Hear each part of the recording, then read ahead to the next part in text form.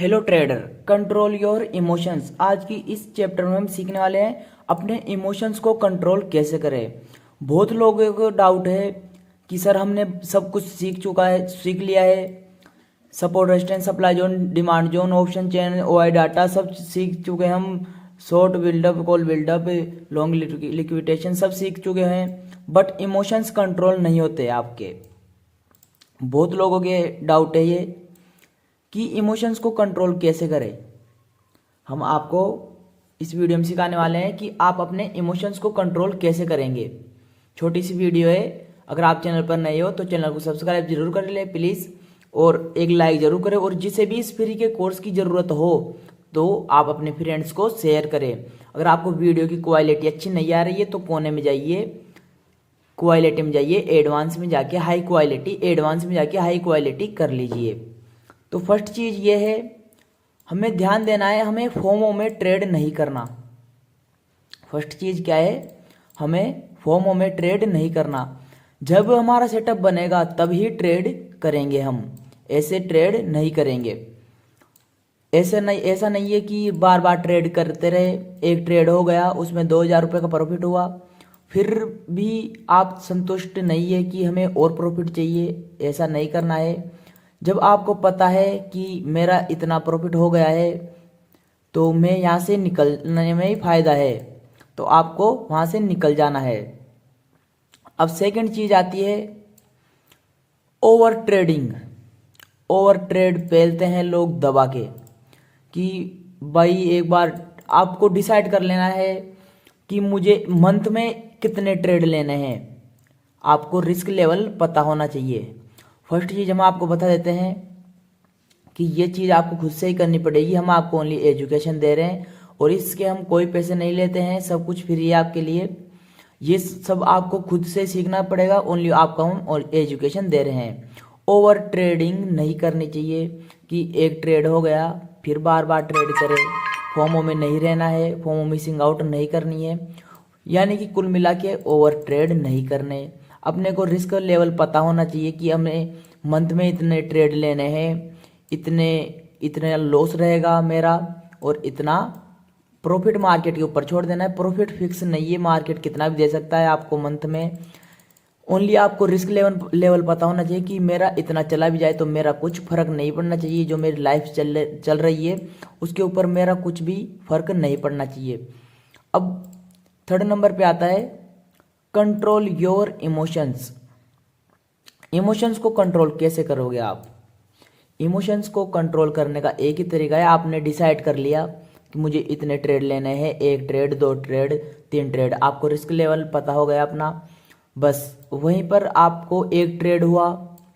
अब आपका मन दिल कह रहा है कि नहीं एक ट्रेड और करेंगे। आप सेटअप को बंद करिए, सब कुछ बंद करिए और दूसरे काम के लिए निकल जाइए। ऐसे ही आपको थोड़े दिन अगर आप मार्केट में नए हो तो आपके साथ ऐसा होगा कि बार बार ट्रेड करने की इच्छा होगी, तो आप सेटअप बंद करिए और मोबाइल बंद करिए, दूसरे काम के लिए निकल जाइए। अब चौथे नंबर पे आता है, एक मिनट सॉरी, सेटअप पर ही ट्रेड लेना। कि आपने अपने ट्रेड प्लान बनाया, आपने ट्रेड प्लान बनाया रात को कि हमें ट्रेड ऐसे यहाँ पर लेना है भाई, निफ्टी का 23,000 पर लेना है, 24,000 पर लेना है, यहाँ पर ऐसे सपोर्ट रेजिस्टेंस बनाया आपने, और फिर सुबह आपका माइंडसेट चेंज हो गया, बिल्कुल बिल्कुल सब चेंज हो गया। क्यों? क्योंकि आप इमोशंस पर कंट्रोल नहीं कर पा रहे हो, आप फोमो में आए जा रहे हो कि अब आप अपने सेटअप पर खुद नहीं टिक पा रहे हो कि आप फिर 2-3 ग्रीन कैंडल बनती है तो आपको बाय करने की इच्छा होती है, रेड बनती है तो आपको पुट बाय करने की इच्छा होती है। आप कुल मिला के बात यह है कि ओवर ट्रेडिंग करना बंद कर दीजिए। इमोशंस एक टाइम पर आने के बाद में आपके सब कुछ इमोशंस खत्म हो जाएंगे। अगर आपको मार्केट में 3 से 4 साल भी टिक गए, आप अगर मार्केट में 3 से 4 साल टिक गए तो आप सक्सेसफुल ट्रेडर बन जाओगे। ओनली मेन चीज आपने सपोर्ट रेजिस्टेंस सीख लिया, supply zone, demand zone, fake breakout, fake breakdown, supply and demand, support resistance सब सीख लिया आपने, ऑप्शन चेन सब। बट आपके इमोशंस को आप कोई नहीं सिखाएगा, पूरे यूट्यूब पर भी नहीं मिलेगा, और आपको कहीं पर आप सीखते हो वहीं पर भी नहीं मिलेगा। आपको खुद से ही इमोशंस को कंट्रोल करना पड़ेगा।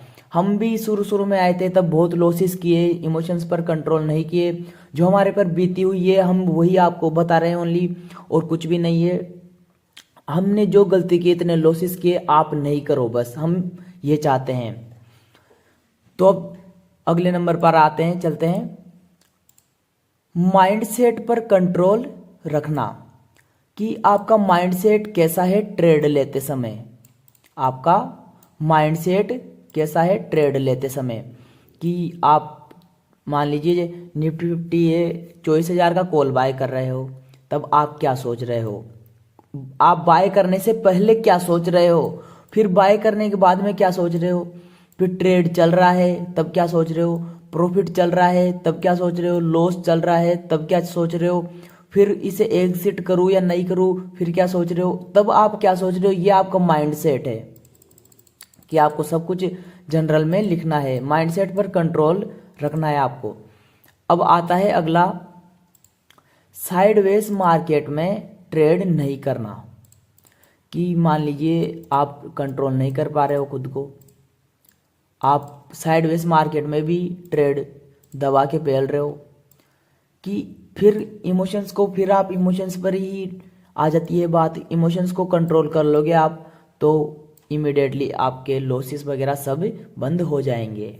इस छोटी सी वीडियो में हम आपको इतना सब सिखा रहे हैं, तो प्लीज़ आप एक कमेंट करके ज़रूर जाए।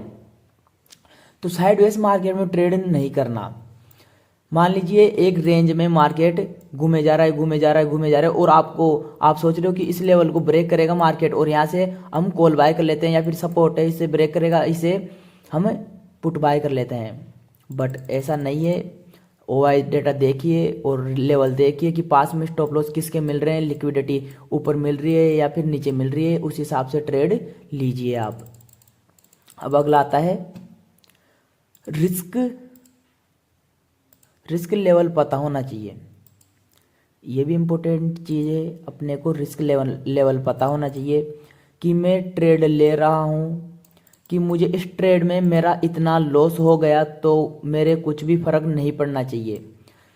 अगर मेरे इस ट्रेड में 5,000 रुपये का लॉस हो जाता है या फिर 2,000 रुपये का लॉस हो जाता है तो मेरे कुछ भी फर्क नहीं पड़ना चाहिए। ये चीज़ आपको ध्यान में रखनी है।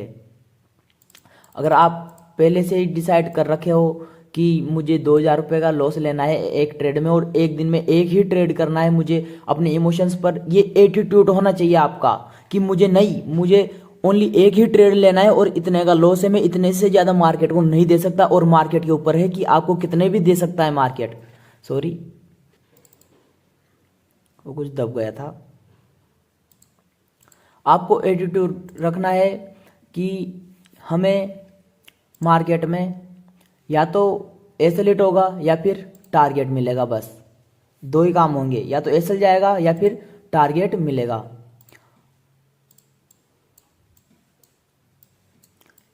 ये दो ही एटीट्यूड रखने हैं, या तो एसएल जाएगा या फिर टारगेट मिलेगा। रिस्क लेवल में पता होना चाहिए अपने को। फिर अगला आता है अपने ट्रेड प्लान पर रहना, कि आपने ट्रेड प्लान बनाया रात को, उसके ऊपर ही अगले दिन ट्रेड करना। कि ऐसा नहीं है कि भाई आप रात को ट्रेड बनाए, सुबह आपका माइंडसेट चेंज होता है और फिर आप अगर मार्केट 2-3 कैंडल ऊपर बनी तो आप कॉल बाय कर रहे हो, मार्केट नीचे बनी तो पुट बाय कर रहे हो। ऐसा नहीं है। आपको ट्रेड प्लान के हिसाब से रहना है। चाहे मार्केट यहाँ तक जाएगा नहीं जाएगा वो हमें मतलब नहीं है, यहाँ तक मार्केट जाए या फिर नहीं जाए उससे कोई मतलब नहीं है। बट अपने को अपना रिस्क लेवल पता होना चाहिए और अपने ट्रेड प्लान के हिसाब से ही ट्रेड करेंगे कि मैं 24,000 को ब्रेकआउट करेगा लेवल। निफ्टी 50 में कुछ भी लेवल है, मान लीजिए बैंक निफ्टी में 50,000 को ब्रेकआउट करेगा तभी मैं ट्रेड लेऊंगा, तब तक ट्रेड नहीं लेऊंगा। अगर मेरा यहाँ पर एसएल चला जाता है तो इमीडिएटली मैं एसएल ले लूंगा, उससे कोई इश्यू नहीं होना चाहिए। तो अब अगले चलते हैं। अगला क्या है, बार बार ट्रेड नहीं करना। अगर आप इमोशंस की बात आ गई फिर से, बार बार ट्रेड नहीं करना कि एक हो गया फिर से एक और पेल दूँ, एक हो गया फिर से एक और ट्रेड ले लूँ।